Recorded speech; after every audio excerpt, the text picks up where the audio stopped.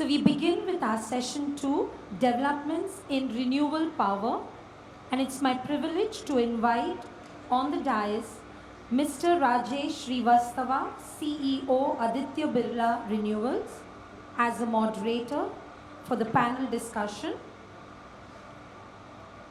Also inviting Mr. Ketan Shah, former CEO Industry Export and Jinan, Mr. DMR Panda, Chief General Manager NTPC RE, and Mr. Rahul Tapariya, Head of Energy and Sustainability DCM Shriram. We request our dignitaries to please come on stage.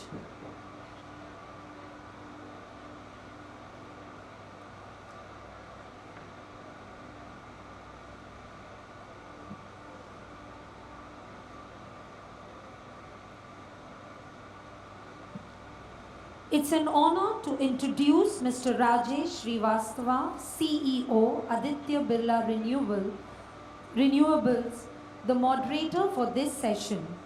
Mr. Rajesh is a professional with a rich experience of close to 33 years, having worked in various capacities handling large-size renewable projects, both solar, wind, including hybrid projects and large-size coal, gas-based power projects. Have experienced project management, execution and engineering of close to 30 GW power plant in India and abroad. This includes executing large solar wind hybrid projects at a single cluster of size close to 2.5 GW end-to-end during pandemic times.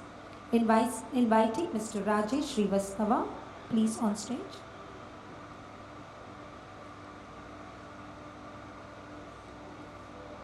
Hi, good afternoon. Am I audible? Okay. So, thanks a lot, Jen, for this invitation, and welcome you all in this seminar panel discussion of developments in renewable energy. So I know that this is predominantly a chemical industry meet, but then renewable and power is extremely important in this industry. So we'll have a good discussion on this. In the meantime, I have my panelists on the user side as well as from the developer side as well. So I'm just to introduce before we start the discussions. We have Mr. Devashish Panda, Chief General Manager from NTPC RE. Then we have Mr. Rahul Tapariya, who is Head of Energy and Sustainability from DCM Shriram. And then we have Mr. Ketan Shah, who is former CEO GNAL and now advisor to Greenco. So while we start soon the panel discussion, just to briefly tell what is this RE all about. So as I understand, this chloralkali business is mostly very power intensive business, and if I understand rightly, if close to 1.6 giga is what is required this industry in terms of power requirement, and mostly so far people have been using CPPs, but the time has come when the carbon footprint has become one of the important ingredients and we need to improve. At the same time, the cost economics also has to be looked into. So lot of new things are happening in this space. So people, when we talk of renewable, they think it is a variable power. I mean, solar rises during the daytime and then goes back in the evening, so it is not reliable power. So we started with solar, then we said no, this is not sufficient, then the wind came. So wind, generally the trend is that when the solar is good, wind is not so good. Evening and mornings winds are better. Similarly on the climate side also, I mean, it is the God has made a very good combination. The months where sun is good, the wind is not so good, and vice versa. So if you add solar and wind together, I mean, it gives a very good combination, but then still this was not sufficient to meet the industry norms where they want a stable round the clock kind of energy. So then came the solar wind hybrid. So when we do hybrid, we still can reach a CUF of 35 to 50%. Still, it is not sufficient. Then came the concept of introducing batteries. And then batteries, because it was cost prohibitive, so people started looking for alternatives. Where there is a will, there is a way. And now we have a technology called pump storage. So it is a kind of a battery. It is a kind of a battery. So when you combine the solar, wind and the pump storage or the batteries, you get a straight line generation, which is, we call it round the clock. So this is one area of RE. Similarly, there are, other areas of RE in terms of what are the challenges, what is the target, where the world is moving towards. Then we have the hydrogens, we have ammonia. Lot of things we'll discuss during the panel discussion. So we'll start with the discussions first. So I will probably go one by one. We'll ask individuals on these discussions. So my first point to Mr. Panda, who is from NTPC, because NTPC has a vast experience in thermal. They have crossed 77 giga, if I am not wrong, and I have been from NTPC in my earlier stint. So I'll ask Mr. Panda to please come over here and suggest, explain some of the challenges RERTC power supplies and ways to mitigate them. Hello. Now, before I come to the challenge, now let me tell you why I feel that I can focus on these challenges. So NTPC, like sir said, we are a power major and we have enough experience in the power generation capacity augmentation, meaning we have gone through all this. So the first challenge is, like sir said, in the daytime solar is high and wind is not exactly in the same proportion high in the night time. So typically, if you have seen, the wind is highest in the evening and the early hours of the morning. Now, if I have some capacity during the daytime, I have solar, what I do in the night? That's the first challenge. Second challenge is, for the solar, it is highest, say around 2 p.m. noon time. So what I do in the early morning and what I do in the afternoon. So these are the challenges. So now how the technology has moved and the systems have matured. So if I want 100 megawatt, I put up a capacity, say 400 megawatt. And then in a combination of, like sir said, solar, wind, PSP, battery, hydro, using all that, I make 100 megawatt available. So I need to put in 4 times the capacity which I need, number one. Number two, what happens when it rains continuously for 7 days? What happens when the wind doesn't blow? Now those are the challenges. So we have some reserve, something in battery, something in hydro, all that. Eventually, this would be costing more than the coal power. Yeah. So eventually it would be costlier. The other thing is that, say the sunshine is there and a cloud moves over.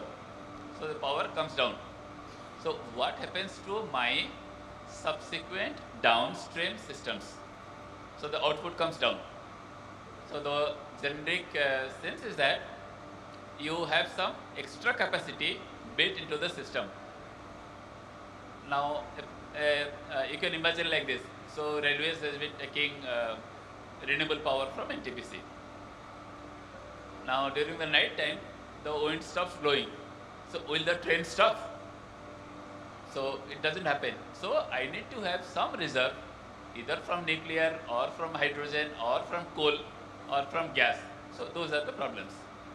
So eventually, like sir emphasized, one is the intermittency and technical contrivance to overcome that, which is more often than not costlier. And second is how much I can extra capacity for the downstream side. That's the problem. Yeah. Thanks, Devashish. It was highly enlightening, and you explained how the intermittency is a challenge for this industry. So we heard the developer's perspective. Now I'll request Rahul, as a user, how has your been journey on renewable hybrid projects so far? DCM Shriram is well known in the chemical industry, so your perspective will be very useful for the audience here. Thank you. Yeah. Thank you so much, Rajesh. Thank you so much to Chemtech Foundation for inviting me here. Coming from a consumer's perspective, I think we have very recently started our renewable energy journey, but I think there are some really significant benefits that we have derived in the less than 1 year or so that we have started using hybrid power, renewable power.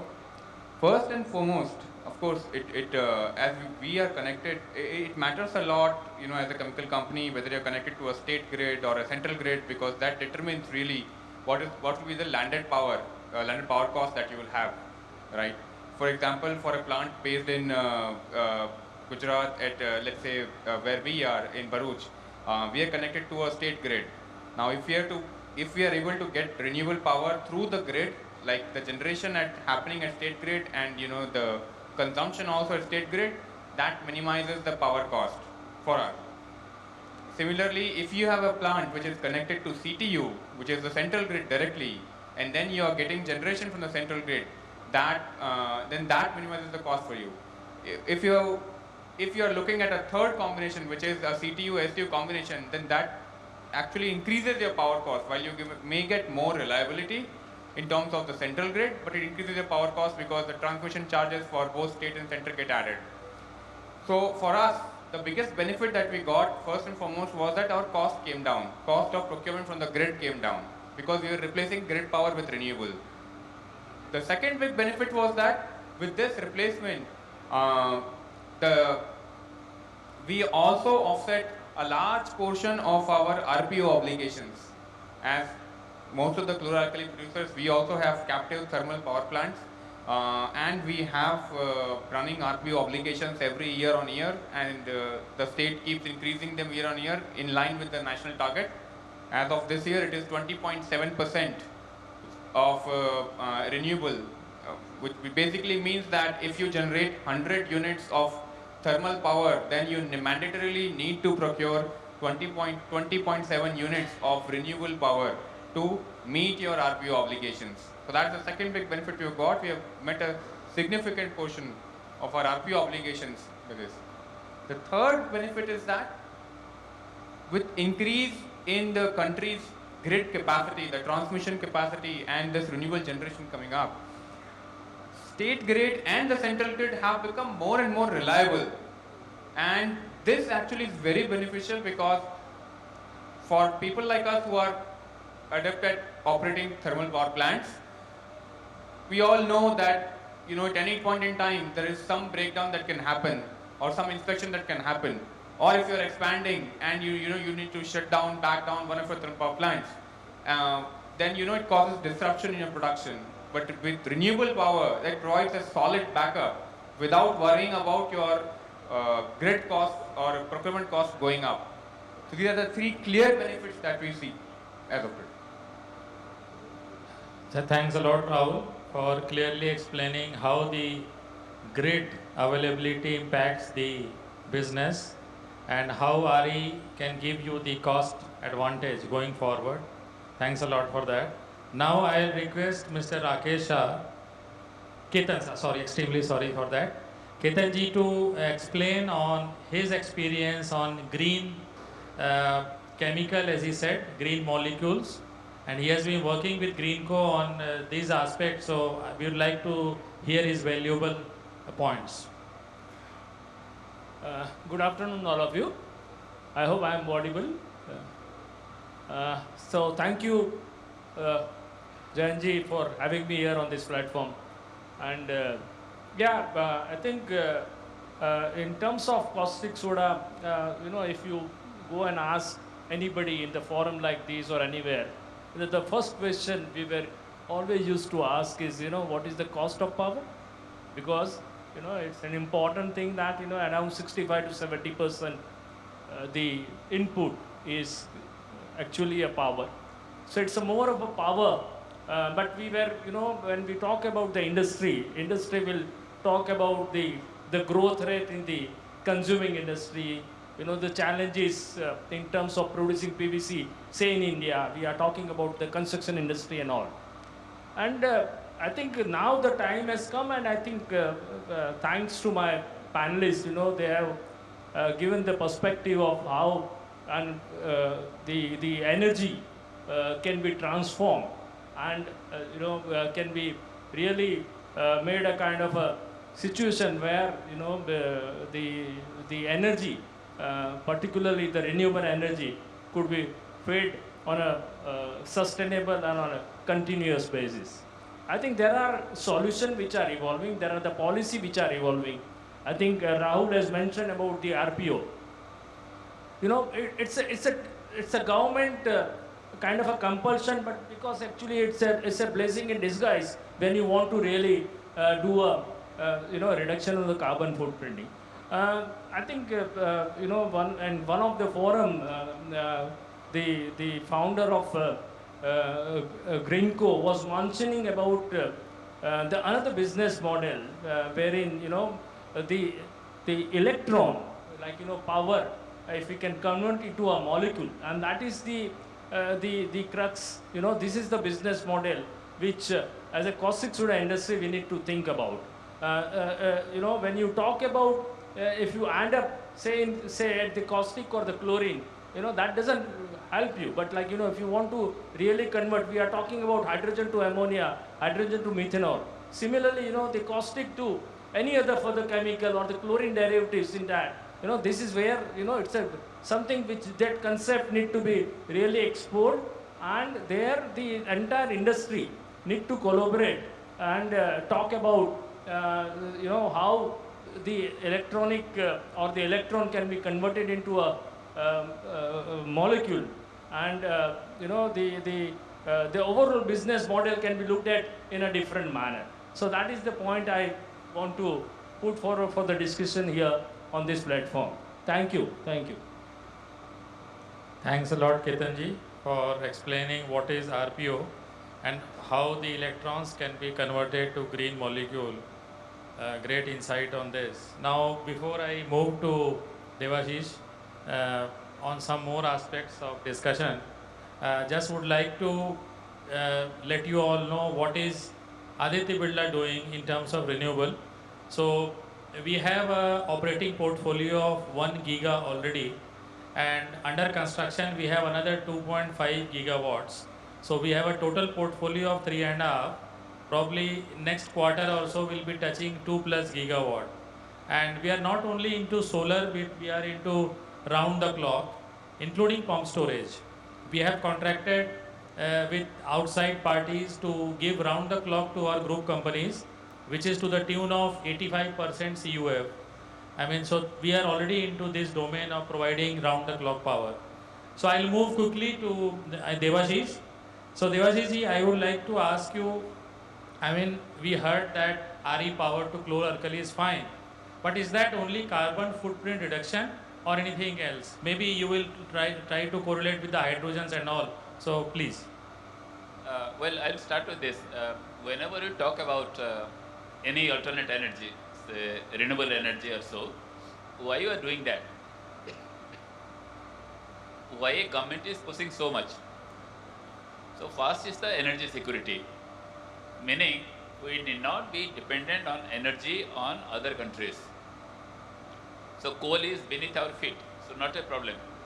But the kind of natural gas and other stuff I am bringing from outside, and say methanol or ammonia I am importing, all that adds to the cost. So first is the energy security.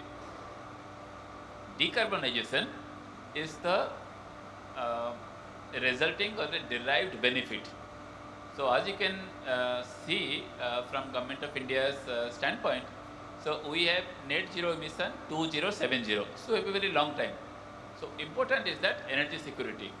Now, say chloralkali industry. So we need a lot of electricity, and how much can or how much should we be dependent on natural gas, which I am importing from outside, and the less coal, the better it is. So the choice is very simple. It has to be renewable energy if we want to have energy security and decarbonization. Other thing which has got into our corporate agenda, the ESG. All these sustainable solutions will give me a better ESG score. That is why we are doing all this. It may look like that this is a costlier option in the beginning, but then it will fall flat. I'll just end with a figure.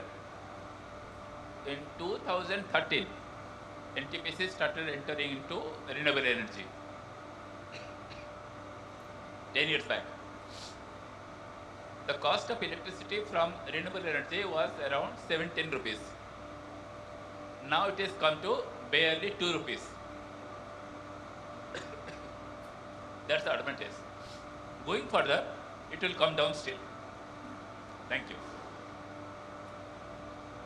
Thanks, Devashish. NTPC has been pushing all of us with their aggressive bidding to bring down the prices. He said below 2, extremely challenging.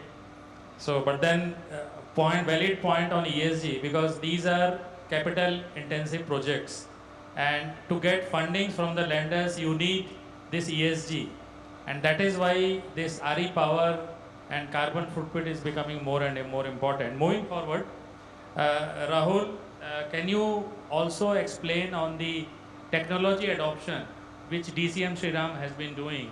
What is your thought on that? Sure. So, as I shared earlier, that we started our renewable journey with procuring the first tranche of hybrid power. But for us, that was merely replacing costlier grid power with renewable power. As we look to further decarbonize our operations, again, the agenda here, as you know, Devashish also mentioned, of course, at the country level, it is energy security, right? But when you come to a company level, and especially chloralkali players, the primary agenda is how do you reduce your cost? And as Jayanji also mentioned in the morning, 60 to 70% of our cost base is electricity. So how do you reduce this? And if you look at just quick number, for example, 5 million tons of caustic capacity that we have in the country would require roughly 1.5 gigawatts of round-the-clock power. And large portion of that is currently met by thermal generation only. It's only very recently that we started moving towards renewables. Now, to make it round the clock, the biggest challenge, as has been highlighted with my panelists before, is intermittency. How do you counter that?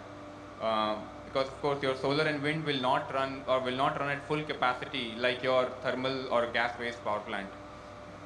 One of the solutions that you could look at is looking at it as a system, and not putting in separate, but as a system together. What I'm sharing is not a new concept.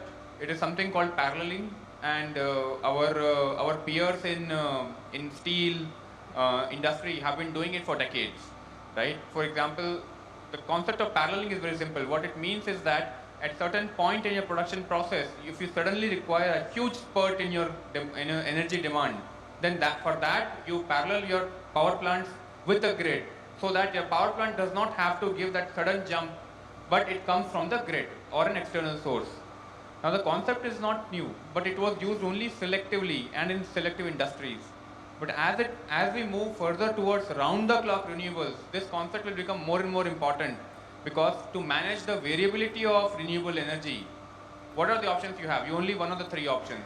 One, you either look at storage, as Mr. Devashish mentioned, you club it with pumped storage or hydro or any other means of storage. Battery option is still a bit of costly affair. Second option is you do banking with the grid. So you can use, if you're connected to state grid, you can use the banking option, but again, regulations keep changing. state by state. With the recent tariff order that came out in the state of Gujarat, while they are favorable towards banking, they have put in definitive charges on it, and there are restrictions on whether you can take out this energy, the banked energy, in peak hours. And of course, the rate is open to change every quarter. So government is also doing a fine balance in terms of managing both the consumers and the discoms. So the second option, banking, is also not suitable. Then what do you do? The third option, then basically you have your existing thermal power plants. How do you look at it that power plant running in parallel with the grid that you have, so that when you are not getting RE in a time block, you are ramping up your power plants and using that power to run your operations instead of the costlier grid power. This you can do in the meantime while the other storage options continue to become cheaper and cheaper. And when eventually that happens in a few years from now, and my colleagues can explain better, well, Mr. Devashish maybe will know better on when that will happen. But this is an interim step that we can take. Thanks, Rahul, for explaining nicely how a captive can be combined with RE. I mean, we got this study done, fortunately, through some of the external consultants. And what we realize is it is possible to a large extent when you have small chunks of CPPs. For example, if you want 200 megawatt of round the clock, and if your old CPPs are to the tune of 25 megawatt each, then those can be used. But the point is the control systems have to be modified accordingly, because the sudden change from RE to CPP requires a lot of control systems to be changed. So that is a good insight. And as you said, banking, because the state governments keep on changing the norm. Recently Gujarat has introduced. I will also add one more point, because round the clock is very important and useful, and in that sense the choice of location is the key. For example, if you select the best of the locations, for example, for wind, if you go to Gujarat or Karnataka or Tamil Nadu, and for solar, if you go to Rajasthan or probably Gujarat or Karnataka. So the tariff is very much dependent on the selection of the site. A site in Madhya Pradesh or a site in Odisha vis-a-vis a site in Rajasthan or Gujarat or Karnataka can give you a tariff difference of 50 paise also. So it is very sensitive. Now the central grid has advantage. Recently central grid, whatever power you inject, you have option to sell in the grid also. So because you have to add 4 times RE to meet thermal equivalent, there is always a surplus power which you can inject in the grid also. So that balances the economics. Great on that. So now I will move to Ketanji. So Ketanji, could you please let us know what actually you are doing in green space with Greenco, and how this industry can get benefited, and what is the vision for the green hydrogen which the country is thinking of building 5 million metric ton by 2030. So how we can reach those numbers, and when India would really take up for the green hydrogen, because we have been hearing, but then because of the storage issues and all, it is really not picking up. So what is your insight on movement on the green hydrogen, please? Yeah, it's a very pertinent thing, but there are lot many question mark there, and those questions mark.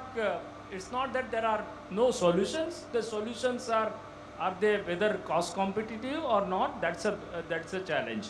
So one of the solution which is very important, and you have very lightly mentioned about the locations, and also the when you talk about the locations, also the availability of the central grid. And when you want to really touch upon the central grid, the scale of operation comes to a big thing, because you have to have a particular scale of operation when we talk about dealing with the central grid. So as a Greenco group, the focus is on I mean, all of you might be aware, the Greenco is having one of the largest asset of pump storages, and they are actually, would be very much keen on converting this the power, the renewable power into a green molecule, and the efforts which are there, you also might have heard about their focus on the green hydrogen. And also when we talk about the hydrogen, it doesn't stop there, it goes into the ammonia and methanol. When we talk about methanol, the carbon capture becomes an important aspect. So, these are the field. And when we talk about caustic soda, the one of the biggest consumer as far as the chemical industry is concerned, the power is very, very important for the caustic soda industry. And there, the collaboration in terms of, business model, the Greenco is exploring with various industries. So these are the things which is happening here. And there are many questions, but I think there would be a solutions. Cost competitiveness is the one which is going to be more important for the chemical industry per se, and the caustic soda, the chloralkali industry in particular. I think Jayanji mentioned in the morning about 2 building blocks, the caustic and the sulfuric acid. And when we talk about caustic, the another important block which is coming is a renewable energy and the pump storage. I think this is how the things can move forward, and let's see how best we can handle this. Thank you. Thanks a lot, Ketanji. So just to add, I mean, chloralkali is using electrolysis for converting NaCl into chlorine and NaOH. So you are anyway producing hydrogen, which is a gray hydrogen. What should we do to convert this gray to green? I mean, that is a thought for the day, but it is very much possible. I mean, some kind of policy tweaking to convert the kind of liquid so that it gets converted to a green hydrogen has to be looked into, because still the cost of the hydrogen versus what we are looking to $1 per kg is a distant dream. But then people have started working on this very, very strongly, because this is going to be the future actually. So again, coming back to Devashish. So Devashish, just let us know whether we have the sufficient RE in space and what is the NTPC plan. Plus, I will also like to ask you on the cost part of RE versus thermal. This is very important because people would like to know, why should I migrate?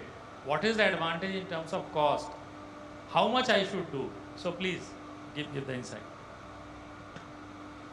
Now, of course, cost is very important. I mean, without money, there is no business.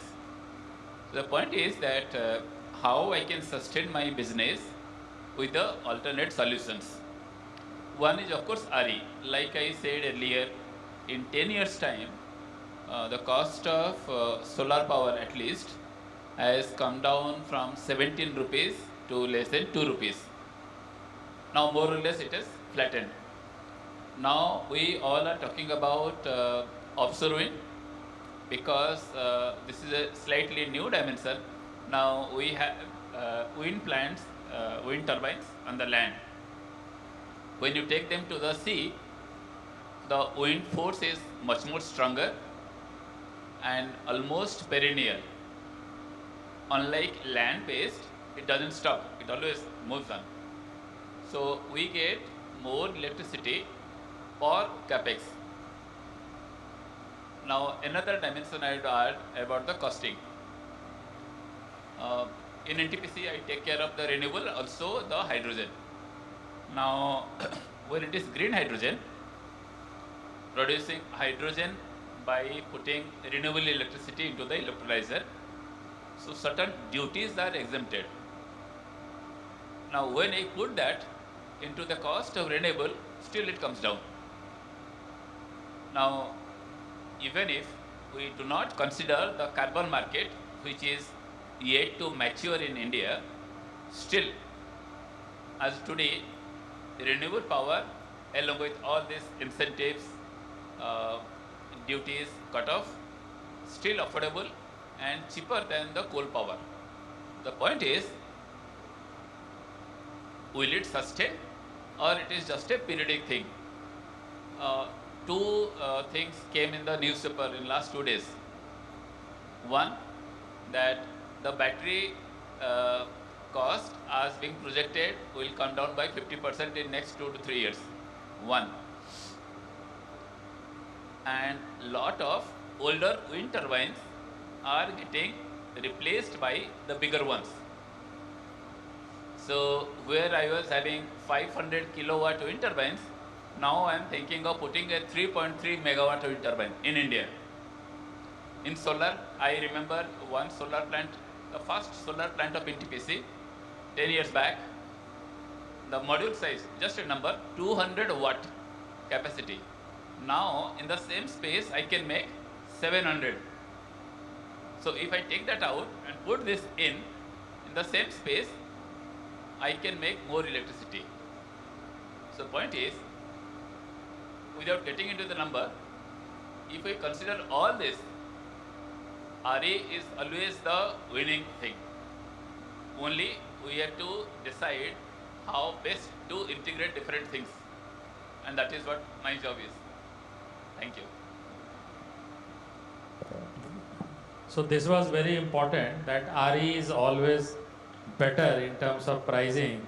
It is how efficiently you combine the resources and the technology to get the best advantage out of it. Coming back to Rahul, please let us have some discussion on the regulatory aspect of the business, including your experience on with Gujarat government. So Rahul, please. Sure. So, on the regulatory side, I mean, of course, starting from the country level declarations that have come in the last 2 years, net zero to 2070, 500 gigawatt non-fossil capacity by 2030. I mean, these are numbers known to everyone, right? And if you look at how our capacity has grown in the country, as Devashish also mentioned, the earliest solar plants that I remember coming in were in 2007-8. Right, the earliest PPAs that were signed for solar at around 17-18 rupees a unit, and they are still running. They are still 15-16 years into their operation, 16th year into their operation. From there, we have grown to today more than 134 gigawatts of renewable capacity. I'm not including hydro. If we include hydro, it is even more. Right, so at a country level, it progressed significantly. Now, from an energy security perspective, and also to become net zero, government from the center has been continuously introducing guidelines to make renewable power more and more affordable. One of the measures was introducing the RPO regulation, which enabled it early on, right from 2010, when the first RPO regulation came in, where it was mandated that 5% of your energy generation has to be from renewables. And now today, in the state of Gujarat, you see that has become 20.7% this year, and subject to further increase until the next order comes. So this is going to grow. The RPO obligation is going to grow in line with meeting our energy security, also in line with our net zero targets and the 500 gigawatt target. This is going to grow. This will boost the renewables. So this is one definite regulative angle that you are seeing. The second regulation, second way regulation is helping us is, if you look at the transmission capacity, which is basically connecting the generator to the consumption point, the transmission capacity has increased significantly. I'm sure you would all remember there was a big blackout in the entire northern region of the country back in 2012. At that point, we did not have a single national grid. But after that, several steps were made, and India, much ahead of many of the developed nations in the world, became the first country to have a single national grid, right, which is the central grid that we speak about. And then state grids similarly have also improved their transmission capacity. So from a regulatory perspective, there is a draft that was released by CEA a month before. It speaks about the national transmission plan at a country level.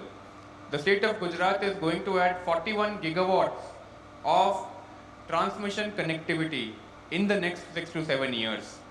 30 gigawatt of which is coming right from the Kutch region, where we all know Adani is building a significant renewable hybrid park.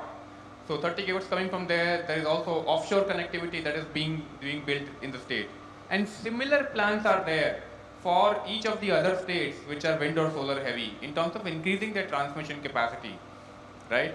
Um, the third angle, as you see, is that for power is a difficult subject to a match between center and state.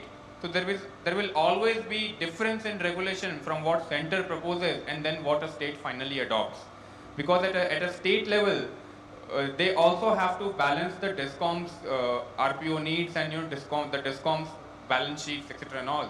So it is always a fine balance, which is where you see still a bit of difference in regulation across the states in the country. While Gujarat is treading a fine balance in terms of having some banking charges, but then allowing consumers to keep the renewable credits. Some of the other states are not the same.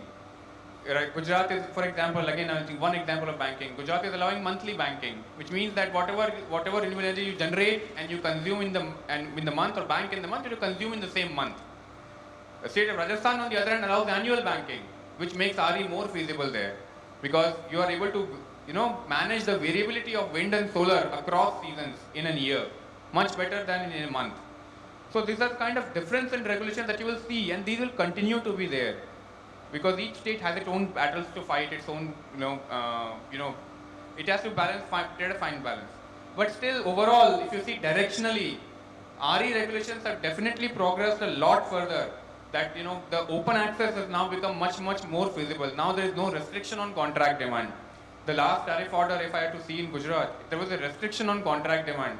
So, for example, if you are procuring 100 megawatts, if you are 100 megawatt from the grid, then you can only take 50 megawatt or half of it as renewable, unless you are meeting RPO obligations. In that case, you could go up to 100. But in the new regulation, it has gone away. So there is no restriction at all in terms of how much RE you want to procure. Open access has generally become more favorable. Charges are waived. There is no additional surcharge. There are many charges that get levied, like additional surcharge, cross subsidy surcharge. These have been waived off for captive renewable power. So a lot of favorable regulations have come in, and we'll continue to see this as we grow forward, in line with again meeting our energy security and net zero targets.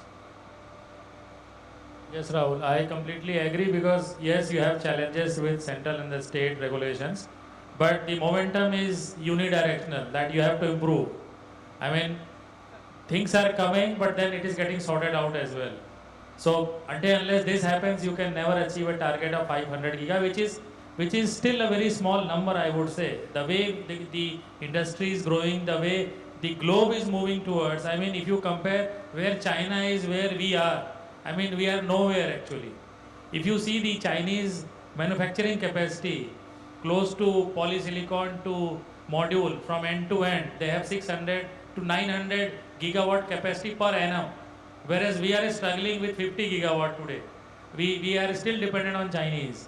So regulations are there to help you out. Things are happening. GNA is a very good regulation which has recently come, General Network Access, which has made life very easy in terms of earlier LTO application, long-term delay, and also things are moving, but then this has to improve.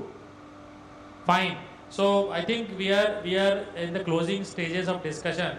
We have lot of things to be discussed, but with the limitation of time, I would now restrict at this point in time. And if there is no other point with the panelists, and then probably I'll open for the Q&As. If you have no any other, if you have any. So any questions, most welcome.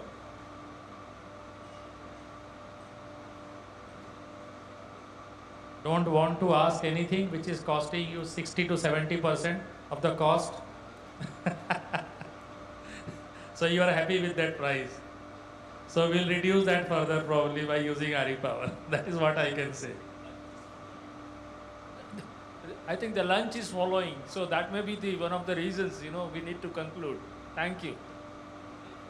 Thanks a lot once again for hearing all of us. Thank you so much. Thanks all the panelists.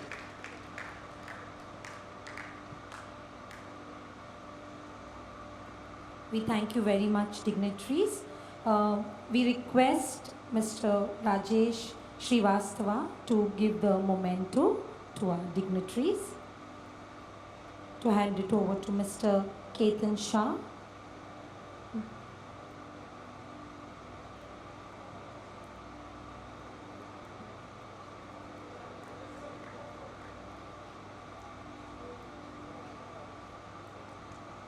To Mr. D.M.R. Panda.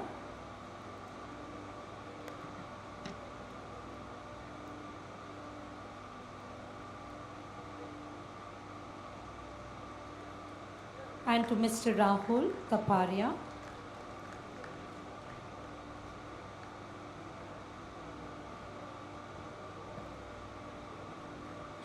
We request Mr. Rahul to hand over the memento to Mr. Rajesh Shrivastava.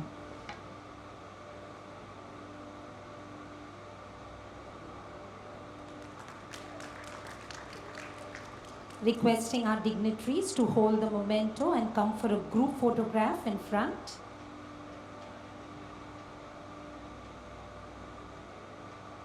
So can we have you having the memento?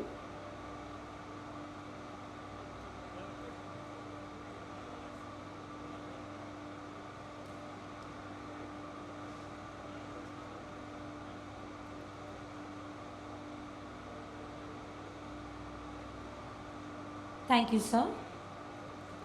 Dear delegates, please make a note.